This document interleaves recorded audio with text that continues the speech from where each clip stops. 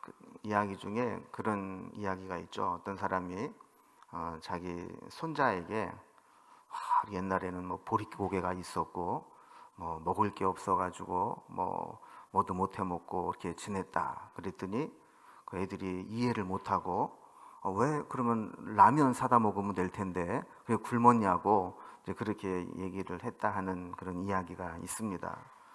그러니까 사실 예전에는 그 춘궁기라 그래서 그 좀 배고픈 시절이 있었습니다. 쌀도 떨어지고 정말 먹을 게 없어서 힘들었던 그 시대가 있죠. 그때 이제 그 배고픔을 겪은 세대, 그리고 지금은 모든 게 다 풍요롭고 남아 돌아가고 어떨 때 보면 냉장고에서 썩어서 버려야 되는 것들이 있는 그런 시대를 살아가는 것하고는 이제 완전히 다르죠. 그래서 우리가 뭔가 이렇게 풍족하게 먹을 수 있다는 것 참 귀한 은혜입니다. 또 우리가 이렇게 기근이 있고 가람이 있고 먹을 게 없고 이랬다는 것은 참 고통스러운 일입니다. 그런데 사람은 그러면 이렇게 먹고 사는 문제만 해결되면 정말 행복해질 수 있는가, 만족할 수 있는가 하는 겁니다. 요즘에 우리가 이제 새생명반 공부를 하고 있는데 이번 주에 우리가 이제 인간론에 대해서 공부를 합니다. 그래서 인간에 대한 이야기를 쭉 하는데 그 중에 사람은 빵 문제만 해결되고 문명만 발달하면 행복해질 수 있는가 그런 이야기를 하면서 제가 이제 그런 얘기를 했어요. 저는 가끔 그런 생각하는데 이조 시대 때 임금님들이 우리만큼 먹고 살았을까? 임금님들이 우리처럼 맛있는 거 먹었을까? 저는 못 그랬으리라고 생각해요. 우리에게는 MSG가 있잖아요. 그 옛날에 궁중에는 장금이가 있었다면 우리에게는 MSG가 있는데 이 아무리 대장금이라 할지라도 MSG의 맛을 따라갈 수 있을까? 여러분 그 식재료도 우리는 뭐 전 세계에서 수입을 해다가 지금 얼마나 풍요롭게 다 먹고 살아요, 그죠? 옛날에 여러분 바나나 어디 이거를 먹었어요? 이건 뭐 진짜 저는 이제 지방에 살면서 어머님이나 아버님이 서울에나 한번 갔다 오셔야 한번 바나나 한두 개 이렇게 얻어먹는 그런 시대를 이렇게 살았는데 요즘은 제일 흔하고 싼 게 바나나잖아요, 그죠? 이런 걸 보면 우리가 옛날에 비하면 참 부족할 게 없고 참 넉넉하게 배부르게 살아가고 있는데 그러면 우리의 마음도 우리의 영혼도 그렇게 풍요로워하지 않는가 했을 때 결코 그렇지 못하다라는 겁니다. 오늘 말씀 11절에 보면 하나님께서 내가 기근을 땅에 보내리니 양식이 없어 주림이 아니며 물이 없어 가람이 아니요 여호와의 말씀을 듣지 못한 기갈이라 이렇게 말씀을 합니다. 하나님께서 땅에 기근을 내리셨다 그래요.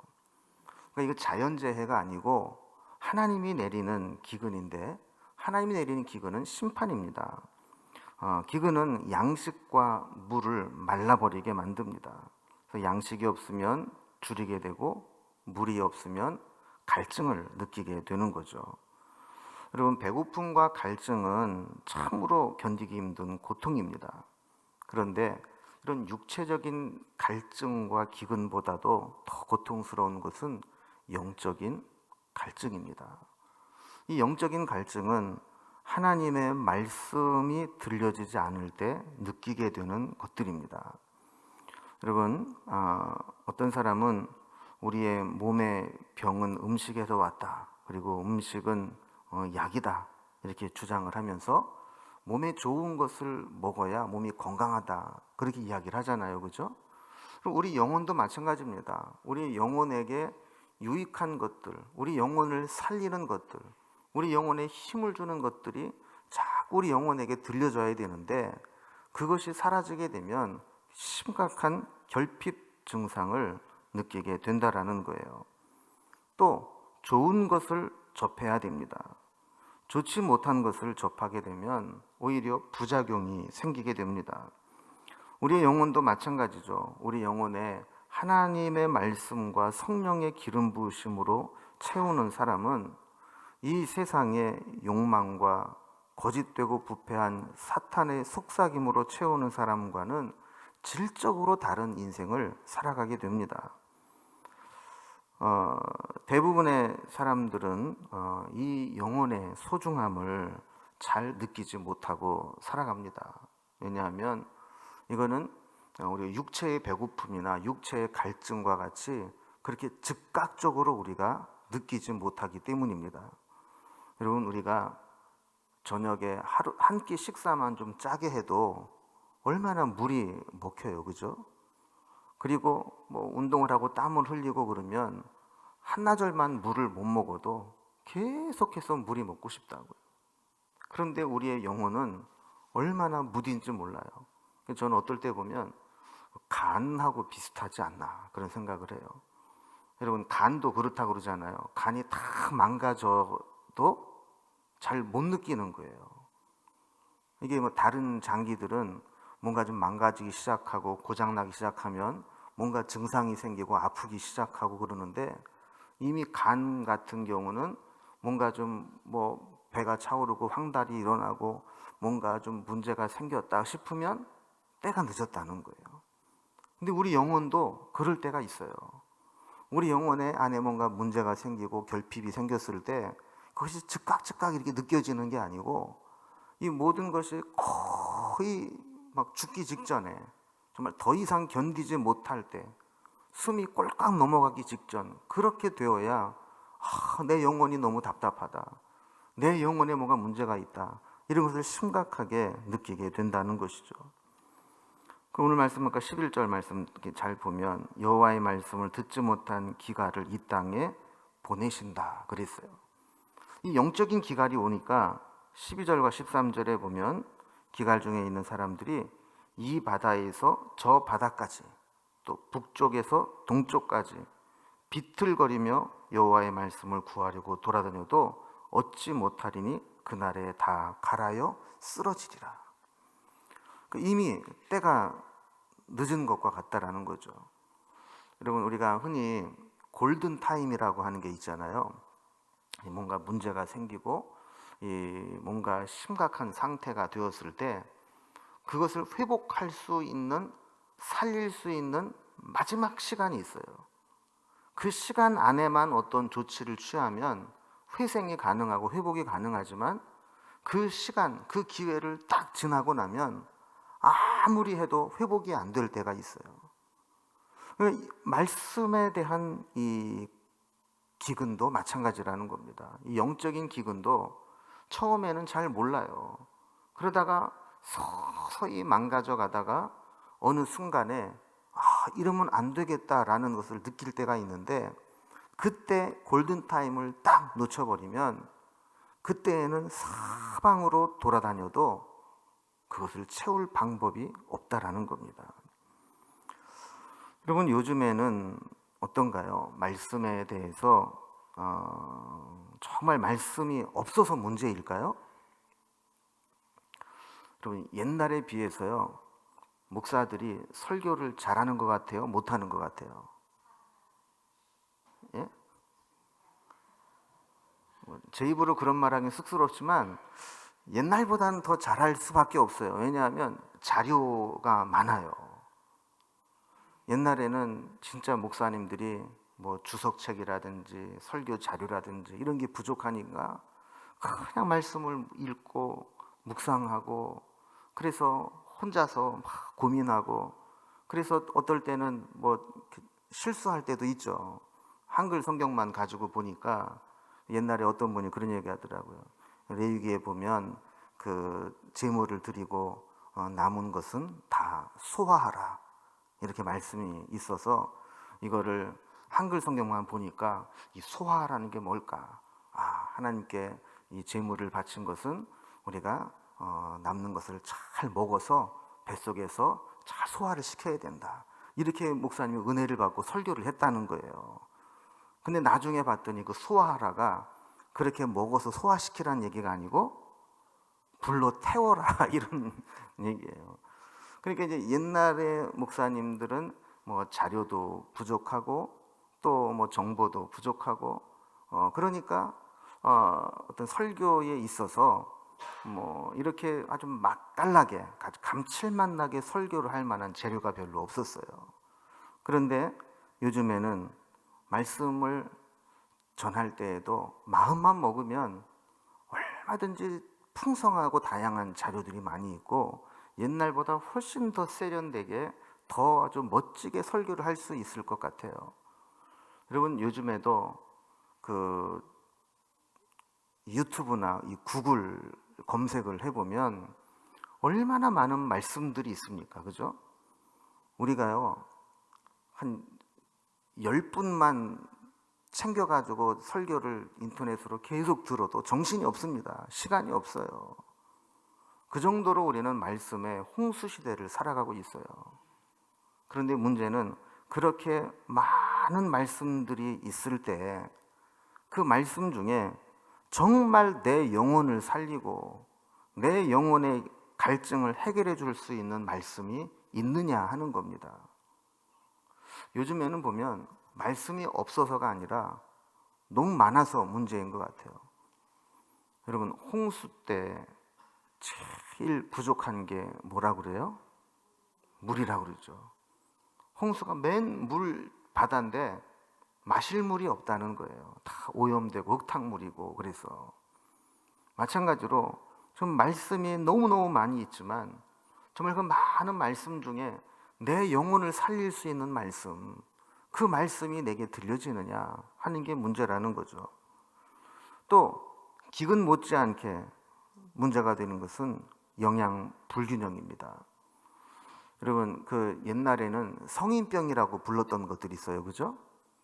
뭐 비만, 당뇨, 고지혈증 뭐 이런 거. 근데 요즘에는 그걸 성인병이라고 안 부르고 현대병이라고 불러요. 왜 그러냐면 이게 성인에게만 나타나는 게 아니고 소아 비만, 소아 당뇨, 애들이 성인병에 다 걸려요. 그러니까 요즘은 용어 자체를 성인병에서 현대병으로 바꾼다고요. 그럼 왜 애들이 그런 이 성인병에 걸릴까요? 못 먹어서 그럴까요? 아니죠. 영양이 불균형, 칼로리만 높고 영양가가 없는 이런 것들을 먹어대니까 이 서구화된 이 기름진 식단이 결국 몸을 망쳐버리고 팔팔 날아다녀야 될 애들의 몸이 이 성인병, 이 나이 먹어가지고 나타나는 그런 증상들이 나타나고 있다라는 겁니다. 그럼 신앙적으로도 마찬가지죠. 우리가 실천하지 못하고 감당하지 못할 정도로 쓸데없는 것들을 너무 많이 알고 있으면 우리의 신앙에 심각한 불균형이 일어납니다. 여러분 요즘에는요 목사한테도 설교를 하려고 하는 평신도들이 있어요. 어디서 뭘 그렇게 주워 들어갖고 아는 게 많은지 그냥 막 목사한테 이래야 된다고 그러고 저래야 된다고 그러고 그냥 막 그런 사람들이 있어요. 그럼 자기나 좀 잘하면 좋은데 그러니까 이게 어디에서 뭐 이상한 얘기 막 듣고 와가지고 막 그 전혀 영양가도 없는 그런 것을 가지고 뭐 내가 이런 거 알고 있다 막 이런 식으로 살아가는 사람들이 많이 있죠. 여러분 우리가 하나님의 말씀은 많이 있지만 그 말씀 가운데 정말 나를 살릴 수 있는 말씀, 그게 내게 들려지느냐 내게 있느냐 이게 중요한 거예요. 여러분 뷔페에 가면 음식이 무지무지하게 많이 있지만 먹은 것만 내 거잖아요. 안 먹은 거는 그림의 떡이고 아무 소용이 없는 거예요. 마찬가지로 하나님의 말씀이 아무리 많이 선포되고 많이 설교되고 많이 들을 수 있어도 그것을 내 영의 양식으로 삼는 말씀이 없다면 그거는 없는 거랑 똑같은 겁니다. 그래서 14절에도 보면 하나님의 말씀을 듣지 못한 자들이 사마리아의 죄된 우상을 찾아가서 브엘세바의 우상을 찾게 돼요. 또 하나님을 버리고 신접한 여인들을 찾아가게 돼요. 그 말씀만 먹으면, 말씀만 들려주면 해결될 텐데 이게 안 되니까 자꾸 다른 데 기웃기웃거리는 거예요. 여러분, 이단에 빠지는 사람들을 보면 열심히 있는 사람들이 빠져요? 아니면 게으른 사람이 빠져요? 대부분 열심히 있는 사람들이 빠져요. 그죠? 그래서 우리 교회는 그런 면을 볼 때 이단에 빠질 사람은 없는 것 같아요. 뭐 이단에까지 가서 배울 정도로 이렇게 열심히 있는 사람은 없는 것 같아요. 근데 그 열심히 있는 사람들이 왜 그런 데를 자꾸 기웃기웃거려요? 만족을 못하니까. 뭔가 하나님 말씀으로 내 심령이 채워지지 못하니까. 그러니까 진짜를 못 얻으면 가짜로라도 대용품을 삼아야 되는 거예요. 그러니까 이스라엘 백성들이 바로 그렇게 하나님의 말씀이 들려지지 않으니까 우상의 제단에 가서 신접한 여인을 찾아가서 뭐라도 듣고 싶고 뭐라도 붙잡고 싶은 심정이 있었다는 거예요. 자, 우리는 오늘 이 말씀을 다시 한번 돌아볼 때 먼저 이 말씀이 들려지게 되는 시대적인 배경을 잠깐 좀 살펴볼 필요가 있습니다. 이 아모스 선지자가 활동할 당시는 북이스라엘의 여로보암 2세라는 왕이 통치할 때입니다. 여러분, 요거는 좀 기억해 두시면 좋아요. 북이스라엘 왕 중에 여로보암 2세 때는 제2의 전성기를 구가할 때입니다. 이스라엘이 어떤 국가적으로 아주 힘이 있을 때예요. 그 당시의 국제 정세는 이스라엘에게 매우 유리하게 전개됐어요. 상황이 어땠냐면 끈질기게 그 이스라엘을 괴롭혔던 이 아수르라는 나라가 한참 막 힘을 모아가지고, 여러분 젊은 사람들이 막 힘이 뻗치면 뭔가 힘을 막 쓰고 싶어 하잖아요, 그죠? 그래서 뭐 안 되면은 뭐 오락실에라도 가가지고 펀치볼이라도 좀 하고 이래야 이게 힘이 소모가 되듯이 이 아수르라는 나라도 힘이 막 생기니까 주변 나라들을 괜히 그 찍적거리고 괴롭히고 영토를 확장하고 그랬다고요. 그래서 북이스라엘을 괴롭혔는데 이 아수르가 그만 아람이라는 나라와 전쟁을 하면서 휘청하게 됐어요. 그래서 이 아수르라는 나라가 자기도 지금 이 제대로 간수를 못하니까 이스라엘이나 이 팔레스틴 지역까지 이렇게 신경을 쓸 여력이 못 됐어요. 자, 이 틈을 타서 여로보암 2세는 이 주변에게 빼앗겼던 땅들을 다시 다 점령을 하고 그의 꿈은 솔로몬 시대의 강성하고 넓었던 영토를 회복하자. 그래서 그 당시에 사실은 최고의 번영을 하고 풍요로움으로 가득 차 있었던 때예요. 여러분, 우리나라도 보면은요, 우리나라가 자력으로 열심히 해가지고 그 경제가 성장하고 잘 살게 되는 적은 별로 없어요. 우리가 뭐 종종 뭐 정치권들을 공격하지만 사실 우리나라가 호황을 누릴 때 보면 우리가 잘해서가 아니라 이 주변의 환경이 호황이 될 수밖에 없는 상황들이 이어질 때 잘 되는 거예요. 또 경제가 막 어려울 때 보면 주변에 있는 이 국가 정세나 세계 경제나 환율이나 유가나 이런 것들이 안 되게끔 되면 아무리 우리가 열심히 해도 이 어려움을 처할 수밖에 없는 거죠. 그러니까 당시에 여로보암 2세 때 이스라엘도 마찬가지였어요.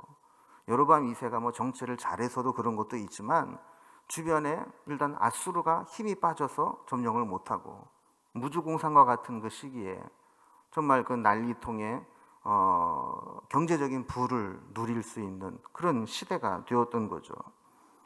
자, 그런데 이스라엘 백성들은 이 틈을 타서 경제적으로 부강해지고 정치적으로 안정되고 국제 정세적으로 그 어떤 힘을 갖게 되자 백성들이 교만해지기 시작했고 타락하게 되었고 사치하고 하나님의 공의를 잃어버리고 그렇게 말씀에서 떠나게 되는 그런 지경까지 이르게 된 겁니다. 이런 상황에서 하나님께서 이스라엘 백성들에게 아모스를 통해서 주시는 메시지가 오늘 읽은 말씀입니다. 자, 봐라. 너희들이 물질로는 풍요로울지 몰라도 내가 너희에게 진짜 기근을 내리겠다. 그 기근은 경제적인 기근이 아니고 영혼의 기근이고 말씀의 기근이다. 이 얘기를 지금 하시는 거예요. 여러분, 이스라엘 백성들이 이방인에 비해서 아주 자랑스러워하고 또 아주 자부심을 갖는 게 뭡니까? 그들은 하나님의 율법을 받은 자라는 거예요. 하나님의 말씀을 자기 민족에게, 자기 조상들에게 주셨다는 거예요. 그래서 이스라엘 백성들은 하나님께서 선지자들을 통해서 필요한 때마다 말씀을 대언해 주셨어요. 그리고 말씀으로 우리를 이끌어 주셨다고 하는, 우리는 하나님의 말씀을 받은 민족이라고 하는 자부심이 있었어요. 그런데 아까 말씀드린 것처럼 주변 정세가 호황이 되고 잘 살게 되고 부강해지니까 하나님 말씀을 소중하게 여기지 않습니다. 여러분, 어느 나라든지 국민소득이 $10,000가 넘어가기 시작하면 교회의 성장률은 멈춘다고 하는 교회 성장학의 통계가 있어요. 그 전까지는 막 사는 게 힘들고 그러니까 하나님도 찾고 열심히 찾는데 일단 $10,000이 딱 넘어가면 그때부터 그렇게 급속도로 성장하는 것이 딱 멈춘다는 거예요. 그리고 $20,000, $30,000로 딱 넘어가게 되면 그때부터 기독교는 급격히 퇴락하게 되는, 거의 모든 나라들이 다 그렇게 됩니다. 안 그런 나라가 없어요. 여로보암 2세 때가 바로 그런 거예요. 먹고 살만하고 배부르고 등 따시고 하니까 말씀이 필요가 없는 거예요. 그냥 자기네들끼리 말씀 없이도 얼마든지 재미있게 풍요롭게 편안하게 살 수 있었어요. 이때 하나님께서 너희는 그렇게 살면 안 된다. 이방인들은 그렇게 세상에 취하고 물질에 취하고 풍요로움에 취해서 살다가 죽어도 괜찮지만 너희들은 하나님의 백성들이기 때문에 그럴 때일수록 하나님 말씀을 붙잡아야 된다. 그 말씀이 너희를 살릴 것이다. 만약에 너희들이 끝까지 이 말씀을 버리게 되면 결국 기근에 다 목말라 죽고 굶어 죽듯이 너희는 그렇게 영적으로 죽게 될 것이다 하는 거예요. 여러분이 영적인 기근의 심판은 별것 아닌 것처럼 보여요. 경제적인 심판으로 나라가 부도가 난다든가 자연재해나 홍수나 흉년이나 원자력 발전소 폭발이나 이런 사고나 재앙이 일어난다거나 무슨 전염병으로 온 나라가 막 뒤숭숭하다거나 이런 일들은 우리가 만나면 큰일이다, 벌떼같이 몰려서 이걸 어떻게 해결할까 이렇게 하지만 사실 영혼의 기근, 말씀의 기근은 사람들이 그 심각함을 몰라요. 그런데 하나님은 사실은 이것이 진짜 무서운 심판이라고 말씀하는 거예요. 하나님 말씀이 들려지지 않는 것, 하나님의 말씀이 우리의 영혼에 들어오지 않는 것, 이것이 가장 큰 심각한 심판이라는 겁니다. 여러분, 왜 그럴까요? 하나님의 말씀이 우리 가운데 들려지지 않으면요, 우리 안에 있던 잔인하고 추악한 죄성들이 말씀의 통제를 받지 못하고 다 드러나게 돼요. 여러분, 이 시대에 말씀이 기근이 지금 시작되니까 여러분 사회에 정말 있어서는 안 될 문제들이 여기저기서 막 터져 나오잖아요. 그죠? 여러분, 우리의 자녀들이, 젊은 청년들이 하나님 말씀을 붙잡고 믿음으로 살려고 한다면 그런 정준영 같은 괴물, 승리 같은 그 괴물, 그런 괴물이 나오겠어요? 말씀이 없으니까. 지금 이 시대에 그 영혼들이 다 말라 비틀어지고 괴물처럼 다 변해버리고 말았던 겁니다. 여러분, 말씀은 우리를 치유하는 힘이 있습니다. 말씀을 들으면 우리 안에 있는 죄성도 치유가 되고 우리가 받았던 상처도 회복이 되고 말씀이 들려지게 될 때 우리의 영혼이 살아나게 됩니다. 여러분들은 지금 하나님의 말씀이 들려지고 있습니까? 때로 하나님 말씀이 비수처럼 여러분의 폐부를 찌르며 여러분의 잘못을 다 보여주고 있습니까? 때로는 하나님 말씀이 꿀처럼 달게 느껴지고 그 말씀을 들을 때 기쁨을 느끼고 있습니까?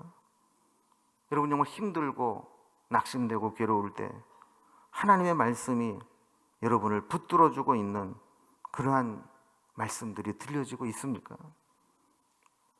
저는 오늘 우리 명륜중앙교회에 다시 한번 이 말씀의 은혜가 임하기를 바랍니다. 여러분 말씀이 들려지는 것은 축복입니다. 지나고 나서 보면 말씀에 대한 갈급함이 있고 사모함이 있고 주시는 말씀마다 그렇게 달게 느껴지고 그럴 때가 있어요. 그죠? 우리가 신앙의 슬럼프에 빠지게 되면 말씀을 들어도 그게 그거인 것 같고 감동이 없을 때가 있어요. 말씀만 들으면 그렇게 졸리고 그냥 한숨 푹 자고 나면 예배 끝나고 그럴 때가 있어요. 어떤 분들은 보면 교회 와가지고 얼쩡얼쩡하긴 하는데 예배에는 안 들어오는 사람들이 있어요. 신앙생활을 몇십 년 했지만 정말 하나님 말씀을 들을 때 그 사모함으로 듣지 못하는 그런 분들이 있어요. 그래서 말씀의 기갈이 느끼고 있는 거예요. 제가 전에도 한번 말씀을 드린 것처럼 어느 교회에 수련회 갔더니요, 이 설교가 딱 시작되니까 젊은 청년들이 전부 노트북을 다 꺼내는 거예요. 아니면은 그 핸드폰에다가 이 자판 치는 거 연결을 딱 해가지고 설교를 하면 토시 하나 안 놓치고 그거를 대학 강의 들을 때 이 받아 적는 것처럼 타타타타타타타타타타타타타 하면서 그 말씀을 그렇게 받아들이는 거예요. 그래서 저 교회는 되겠구나. 저렇게 젊은이들이 말씀을 사모하고 말씀을 한마디도 놓치지 않기 위해서 저렇게 교회 올 때 노트북 하나씩 다 싸들고 와서 설교만 시작되면 착 열어놓고 그 말씀을 정리하고 그거를 또 보고 소그룹에 가서 나누고 이런 걸 보면서 뭐가 되겠구나 이런 생각을 했다고요. 여러분 우리에게도 말씀이 들려질 때, 말씀이 꿀송이처럼 달게 느껴질 때, 말씀이 내 심령 가운데 막 흡수될 때, 여러분 그때가 은혜의 때입니다.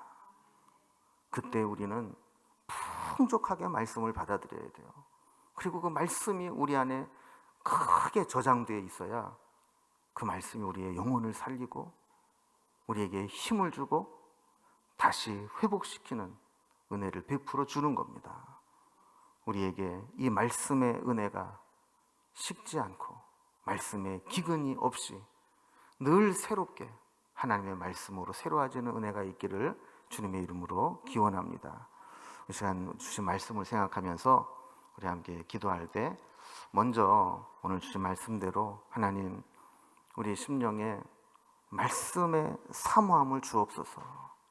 주시는 말씀이 내 심령 가운데 들려지게 하시고 그 말씀이 내 영혼을 살리는 말씀이 되게 하시고 내 영혼을 성장시키는 말씀이 되게 하시고 내 아픔을 치료하는 말씀이 되게 하시고 낙심되고 절망되었던 우리의 심령을 다시 살리는 말씀이 되게 하시고 기도하면서도 낙심하고 포기했던 것들을 다시 한번 붙잡고 일어날 수 있는 그런 말씀이 되게 해달라고 하나님 우리의 영혼에 그 영적인 기근이 없이 다시 한번 복된 장마비와 이른비와 늦은비의 은택처럼 하나님의 말씀으로 우리의 심령을 새롭게 해달라고 하나님이 우리에게 말씀의 은혜를 주실 때 그때를 놓치지 않고 그 말씀으로 충만한 삶을 살게 해달라고 한번 주님의 이름을 세 번 부르고 합심해서 우리 말씀의 은혜를 삼으며 기도하겠습니다. 다 같이 기도합니다.